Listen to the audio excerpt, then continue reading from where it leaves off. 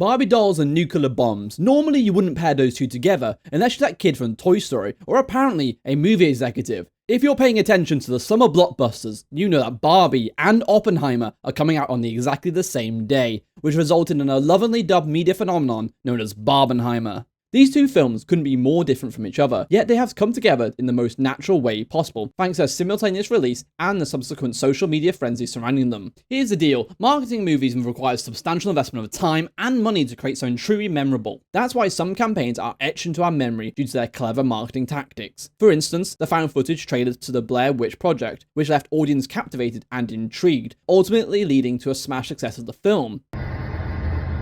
I can see you. I'm real excited about this. Thank you for I'm the very opportunity. glad. This unusual combination of nuclear bombs and plastic dolls has created a genuine organic marketing phenomenon, which is every studio's dream. It's a type of buzz that money can't buy, and we're going to blow those heels right off your feet telling you why. Starting off with the birth of Barbenheimer. If you haven't been living under a rock, you probably know about these two films already, but just in case, here's a quick rundown. Barbie is a fun-filled fantasy comedy based on those iconic Barbie dolls. On the other hand, Oppenheimer is a thrilling biographical film that dives into the life of the theoretical physicist who played a crucial role in developing the first nuclear weapons. Now you know from my intro that the origins of this internet phenomena is that both of these movies hit the cinema at the same time. In the movie business, they call this counterprogramming. Counterprogramming is when studios release films with completely different vibes on the same day to appeal to an underrepresented group. Top Gun Maverick and the Bob Burgers movie is an example that happened in the past as they clearly targeted different audiences. And if your goal is to purely get two movies out with different vibes out on the same day, Barbenheimer is the perfect recipe for success. Both movies would be huge, high-profile releases on their own, practically guaranteed blockbusters. People would watch them regardless of the juxtaposition, but the fact they open up on the same day opens so many doors to marketing. Just imagine the contrast going from a light-hearted doll-filled fantasy to a gripping thriller centered around nuclear weapons. Rather than just having two separate movies making money in their own little silos to their own typical target audience, now the online discourse is centered around a debate on which film should you see first. Count of three, we're all gonna put down our guns. I have crossbows.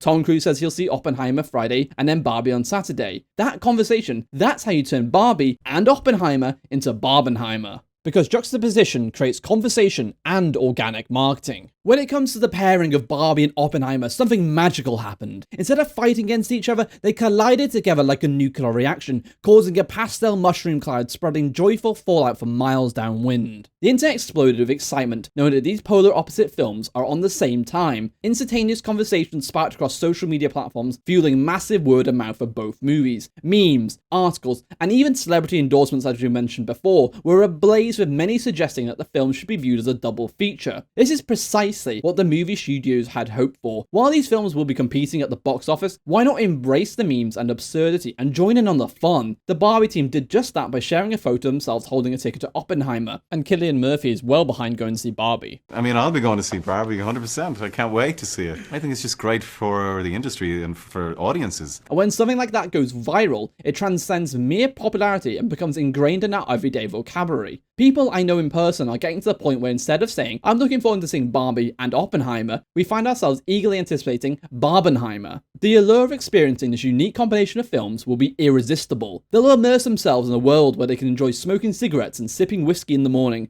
Whiskey is good proofing water. Followed by an ecstasy-fueled comedy extravaganza. Do you guys ever think about dying?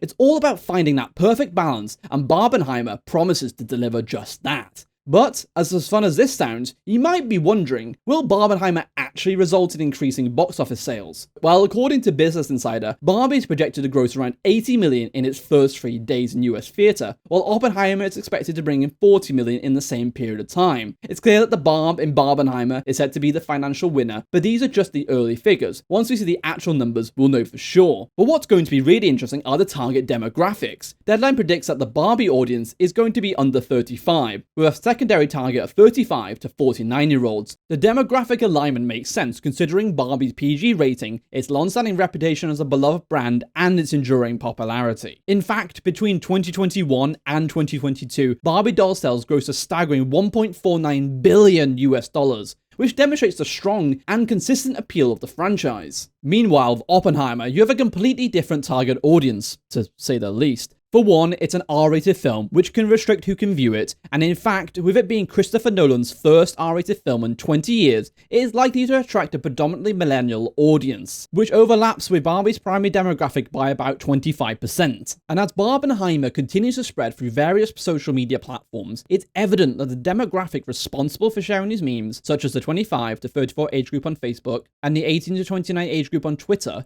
are likely to be the age groups that cause the most overlap for both films. So when you put them together, they both have a very good chance of seeing greater than expected box office sales because of Barbenheimer. Keep in mind, all this social media buzz is free awareness, free impressions, easy sales, but you should know that counterprogramming has a rich history of success and failure to boot, which is why we're going to talk about other Barbenheimer examples and counterprogramming. Truth be told, there's nothing that compares to the pure polar opposites of Barbie and Oppenheimer. They are the perfect example of counterprogramming. However, we can talk about the general workings and the results of counterprogramming in the past. Let's start off with the good by highlighting the positive outcomes of counterprogramming. An excellent example of the strategy occurred during the 2008 Euros and 2014 World Cups, where both events were broadcast on TV. But what does football have to do with movies? Well, it turns out that films that counter-program against football become goldmines to studios to attract that audience who don't care about it. They're going to want to watch something that's polar opposite. That's why movies like The Fault in Our Stars, with a budget of 12 million, went on to gross an impressive 48 million in its domestic opening, and Sex and the City, with a budget of 65 million,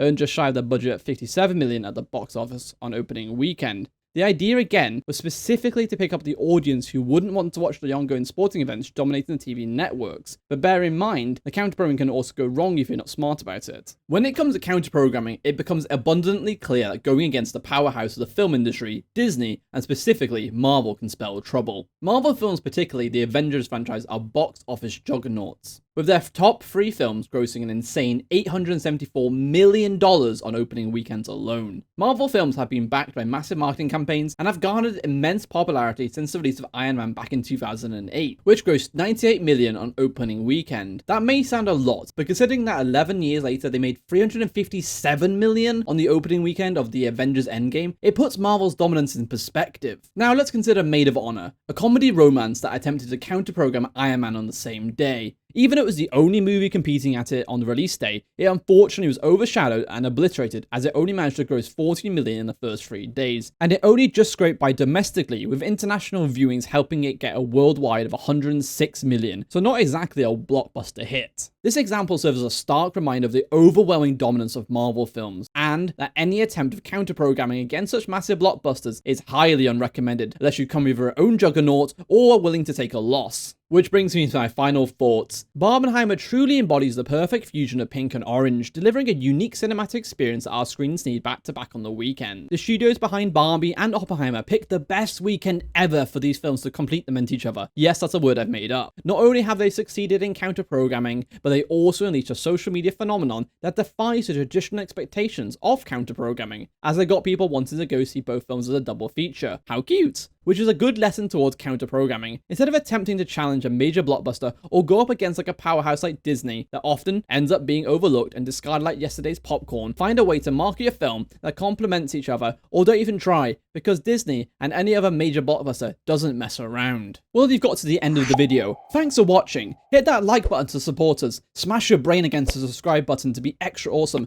ring that bell to be notified whenever we put new content out.